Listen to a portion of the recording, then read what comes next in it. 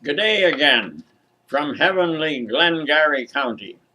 I'm Fred Cappuccino, and today's story is about our second church having been kicked out of the first one for adopting a controversial child, as recorded in chapter 4 of that smashing and brilliant book, Bonnie and Her 21 Children. We lasted 3 years in our first church before being asked to leave for adopting a girl who was black and Japanese. She was 5 years old. We moved to another placement, another Methodist church, which wanted to integrate and to serve all people in the community. The first black families had already moved into the block near Christ Methodist Church. The real improvement for us was the larger parsonage, and our salary increased from $3,200 per annum to $4,200 per annum. The congregation was creatively grappling with racial change, but there were no black members yet. One Sunday, a few weeks before we got there, Elizabeth Johnson sauntered into the Sunday service, the first black person to do so. A few members walked out, but most remained, and some welcomed her after the service, inviting her to come back. She later told us that she attended solely to shock the white people. A local white child told us she had counted 13 black families in the block of some 80 apartments. That was when we moved there. During our 4-year stay, the community gradually changed so that only a few whites remained in the block. The new black homeowners were highly conscious of their property and extremely neat. People whom I didn't even know would chase children from our church lawn. Being the largest lawn on the block and enclosed in a low hedge, it was an ideal place for children wrestling. One day, a black woman scolded some children. "How are we going to keep any grass if you children play on it? You have a big sidewalk to play on." As more blacks moved in, the density became greater. The public school put up a new addition, and as soon as it opened, it was overcrowded. Since blacks couldn't move into white areas, 2 or 3 families had to team up to afford the inflated price for the homes they were allowed to buy. Blacks were intimidated in several ways. One was with fire protection. A block from the church, there was a black family who attended our services. They had a small fire in their kitchen and called the fire department. The engine that arrived first was, unfortunately, a white unit. The firemen rushed into the house. One of them quickly doused the fire. The others took their axes and smashed all the windows in the house to let the smoke out. They also made holes in the plaster. Chicago blacks endured this type of abject hatred for generations. When I went to make a call on Elizabeth Johnson, our first black visitor, she seemed hostile initially, but she was intrigued by our adopted black children. One day at our house, she told us about her feelings for whites. She had suffered terribly at the hands of white people. Now her favorite pastime was to answer the door when a white person was knocking and to respond with a wide grin, "No thank you," and slam the door in their face. She would do this regardless of what the person had to say. After getting to know Bonnie and me a little better, she made 2 exceptions to her conviction that all whites were evil. One evening at our home, she said, "I'm considering adopting a child, but of course it would have to be a black child." Bonnie looked her in the eye and said, "Elizabeth, you're talking through your hat. If something happened to Fred and me, you would gladly take 3-year-old Robin Hood to your heart, and you would be a wonderful mother to him." Elizabeth's mouth dropped open. She was stunned and speechless. She rushed out of the house.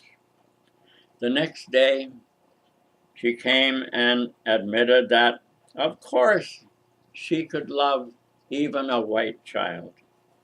She became a strong supporter in the congregation and later was elected president of our Women's Society. Elizabeth was the one who told us that our son William, who was part black, adopted from Japan, was known in the neighborhood as Sammy Davis Jr. He was so friendly and charismatic. Speaking of actors, I heard on CBC that John Wayne one time was playing the Roman centurion at the crucifixion of Jesus, and he said, "Surely this is the Son of God."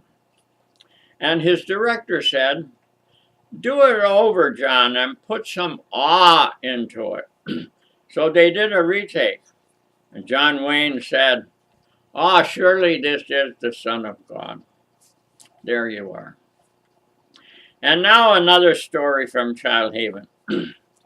Back in 1997, 3 siblings were living at our home in Hyderabad, India. 2 boys aged 7 and 9, and their sister Sunita, aged 13. They were from an underprivileged tribal community. After some time, their father brought his youngest daughter, age 5, to Child Haven to be with her 3 older siblings. At the same time, his friend brought his own 2 children to be admitted, 2 boys aged 7 and 10. Their mother had run away. When the first father returned home, he took his daughter Sunita with him, quote, to help with some chores at home, unquote.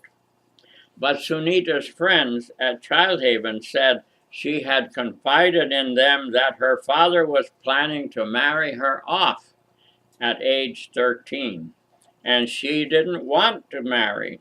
She was a bright young student. When Bonnie heard of this, she pondered what to do. Appealing to the father probably wouldn't influence him, but Bonnie couldn't ponder too long. She decided to up the ante. She immediately sent the other 3 siblings home to their father. His friend's 2 children were sent back to their father as well. The ploy succeeded. All 6 children were returned to Child Haven, and the father signed an agreement that all 4 of his children would complete their education to at least to the 10th grade, which is the graduation level in India. Sunita graduated from high school. Because of financial restraints, most of our students go to a trade school, but if a child is really brilliant and really keen to study, we find sponsors in Canada who will fund their education. Sunita was such a student. She completed her university training and went on to finish her master's degree.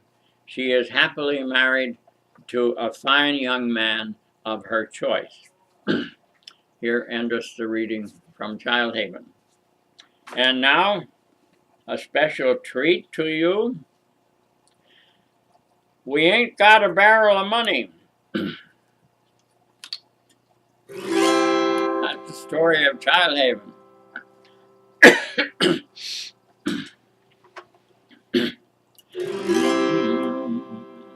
Oh, we ain't got a barrel of money.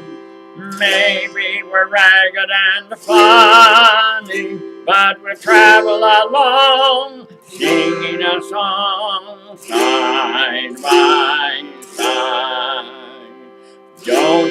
what's coming tomorrow. Maybe it's trouble and sorrow, but we'll travel the road, sharing our load side by side.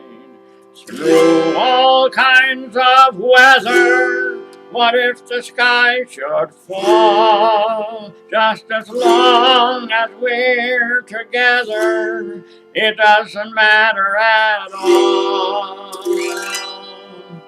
When they've all had their quarrels and pardons, we'll be the same as we started, just traveling along, singing a song, side by side.